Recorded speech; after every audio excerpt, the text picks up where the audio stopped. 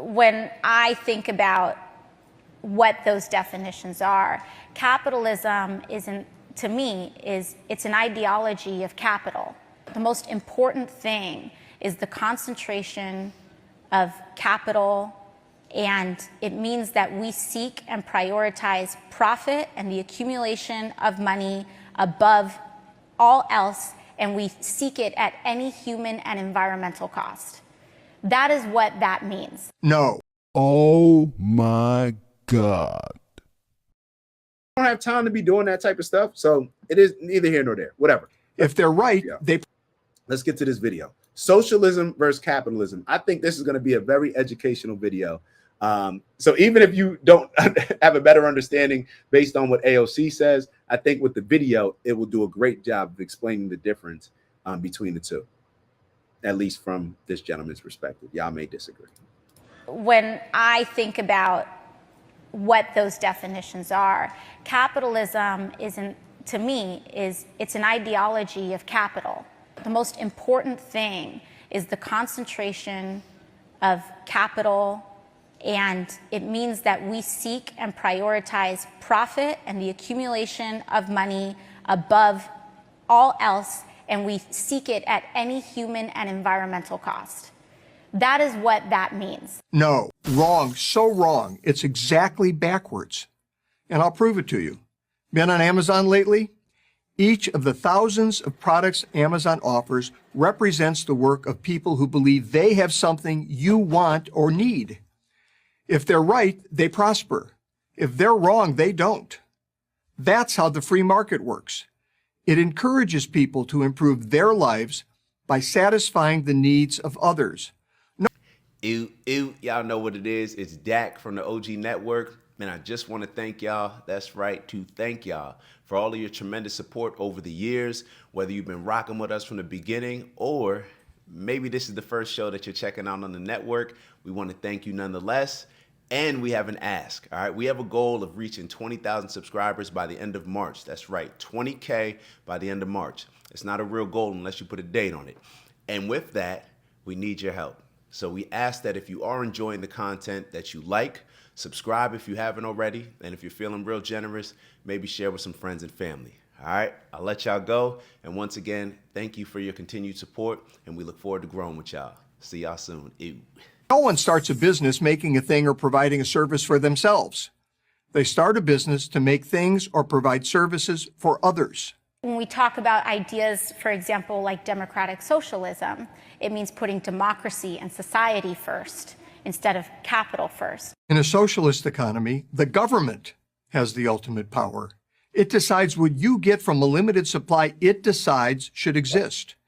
Instead of millions of people making millions of decisions about what they want, a few people, government elites, decide what people should have and how much they should pay for it. Not surprisingly, they always get it wrong. Have you ever noticed that late-stage socialist failures always run out of essential items like toilet paper? Because at the end of the day, as workers and as people of society, we're the ones creating wealth, not a corporate CEO. It's not a CEO that's actually creating $4 billion a year. It is the millions of workers in this country that's creating billions of dollars of economic productivity a year. I speak from personal experience. When I was the CEO of the company that owns Carl's Jr. and Hardee's restaurant chains, we spent millions of dollars every year trying to determine what customers wanted. If our customers didn't like something, we changed it, and fast. Because if we didn't, our competitors would, pun intended, eat us for lunch. The consumer, that's you, has the ultimate power. In effect, you vote with every dollar you spend. And that's why the emphasis in democratic socialism is on democracy. Capitalism leads to economic democracy. Socialism leads to the economic dictatorship of the elite. Always and everywhere. So beware what you ask for. You just might get it. I'm Andy Puzder, the author of The Capitalist Comeback for Prager University. All right, so very informative, in my opinion. To me, when I think about capitalism versus socialism, one is obviously going to be government controlled, socialism. capitalism is the only thing where, I mean, it's the closest thing to, now I'm sure people will always say, oh, there's privilege here, there's privilege there, but I don't know what else would be just rolling the ball out in gym class and y'all just play. It is what it is. Some people are going to be taller, some people are going to be shorter. Just figure it out. Figure it out. Some people are going to have certain advantages. Some people are going to come from money. Some people are not going to come from money. Figure it out. And I know that that may seem like a very tough pill to swallow, but let's take a step back and really just look at America. Let's look at America. What makes America the greatest country in the world? What the reason why so many people are risking their lives, the livelihood of their kids, risking their kids' lives to get into this country? It's because of capitalism. It's because they come from a lot of these other countries that are communist, that are controlled by the government. They're going to ration your food. They're going to tell you everybody's going to get the same. Everybody's going to live the same life, no matter the person that works super hard or the person that's lazy. Y'all will have similar lives. Now, that sounds amazing to a group of people that embrace victimhood, that want government assistance, that are doing bad, even if they're not on government assistance. And you say, like, okay, yeah, everybody, if you're at the bottom, then somebody telling you, hey, we're all going to be even. Let's say, let's bring it back to school. Let's say you you had an abysmal test. You got 30%. You got an F. You failed it. 30%. Other kids in the class, 98, had a couple hundreds. Okay, cool. Let's say the average was about 70. If the government came in a socialist government, it would be like saying, you know what? We're just going to keep everybody's scores around 70. Everybody's going to get around a 70. Now, to the kid that got a 30, that sounds amazing, right? You celebrating like, yo, I got a C. I passed. I'm average. Like, I got the same thing around everybody else got. But to the kid that studied all night, to the kid that did their homework, didn't go on the video games, didn't practice basketball as much, but just was locked in and studying and got a 98, they're sitting there saying like, yo, this is terrible. What did I work hard for? Now, there's also going to be a few kids that maybe got 30s, 40s, 50s, but they take responsibility for their score and they say, you know what? I just didn't apply myself. Now, I know that's going to go left for a lot of people. I know everybody doesn't have the same opportunities. I'm not trying to say that. I'm just using an example. I'm just trying to point out the fact that socialism seems very attractive to people that maybe are not doing well and not taking advantage of all the opportunities that America offers. Because I've never lived in another country. Well, I've lived in Canada.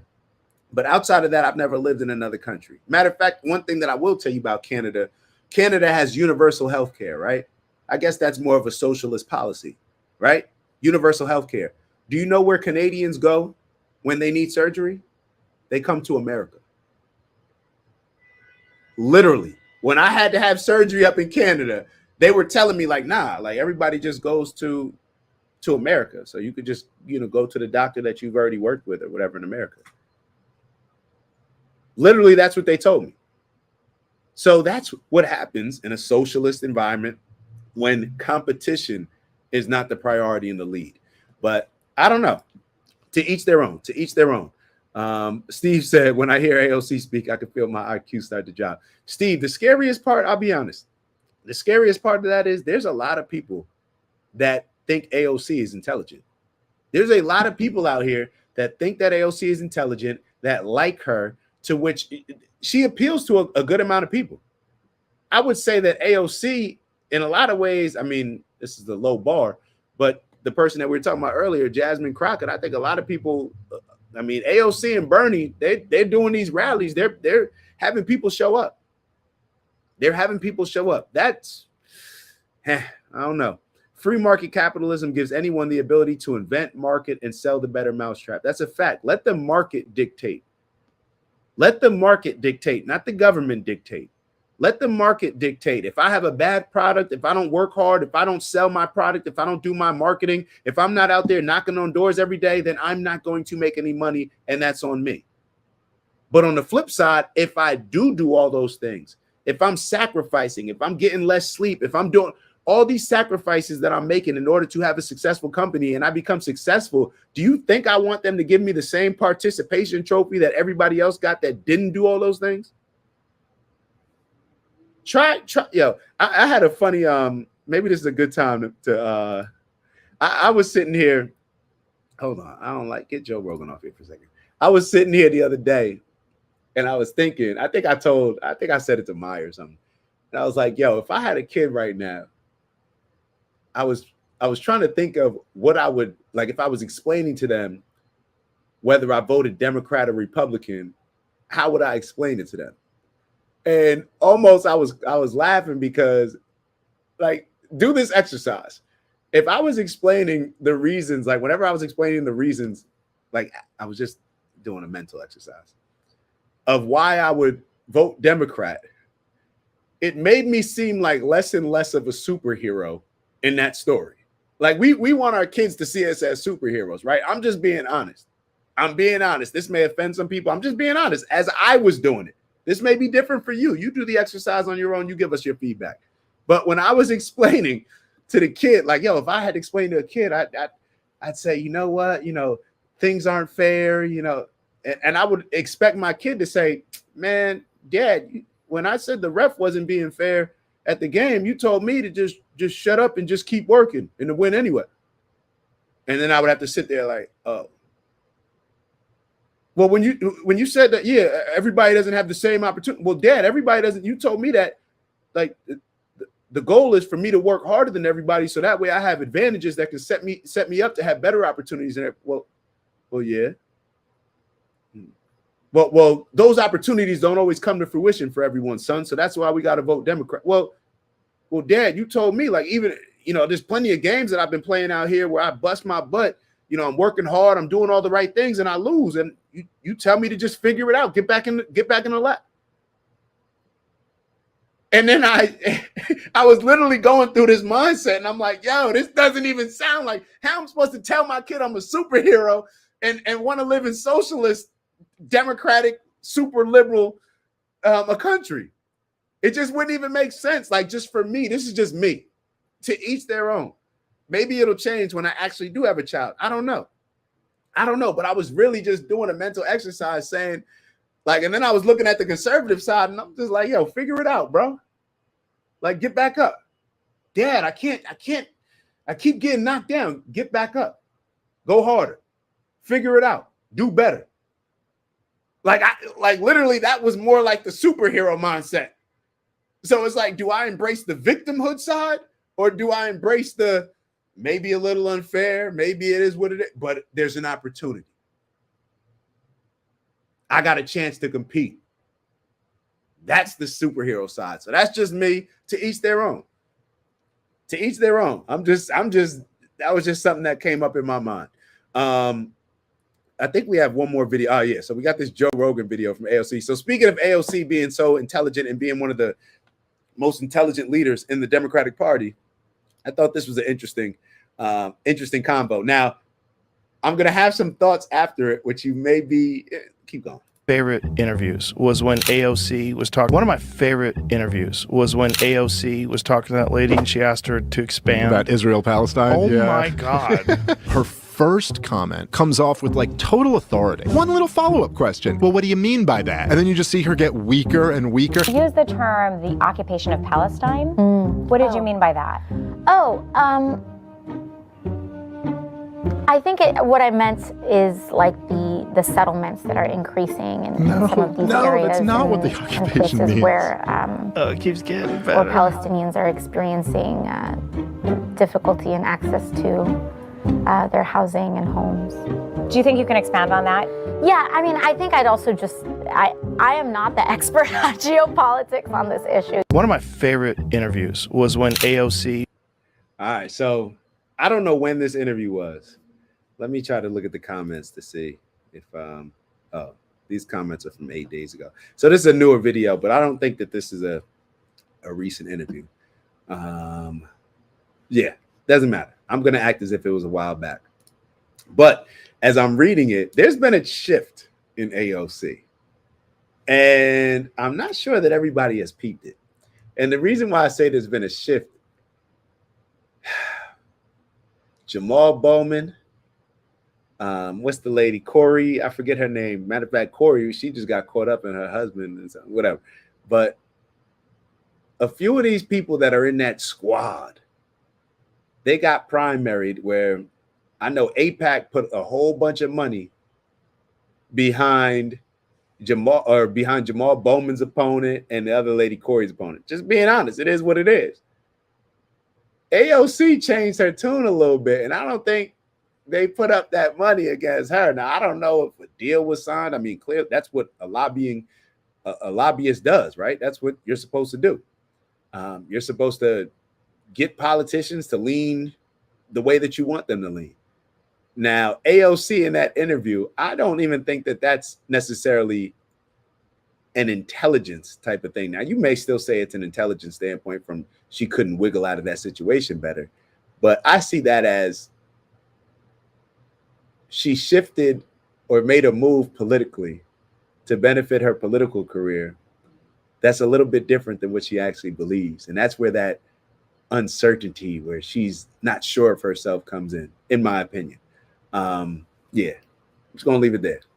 I'm just gonna leave it there. You could tell when you're not standing on something, when you really don't believe. But we're talking about, there's a simple question: occupation of Gaza or Palestine, right? It's like, what do you mean by that? Say what you mean. Say what you mean, unless there's something else here that you're trying to avoid, or I don't know. I'm just asking. I'm just asking. So it is what it is. Oh yeah, make sure that you like, and subscribe. Like, and subscribe. It's Dak. Just want to thank you for checking out our video and visiting the OG Network.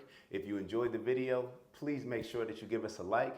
And if you're looking to join a community of inspired individuals striving for purposeful abundance, subscribe. And if you're feeling real generous, share the video with some friends and family. All right, I'll see y'all soon.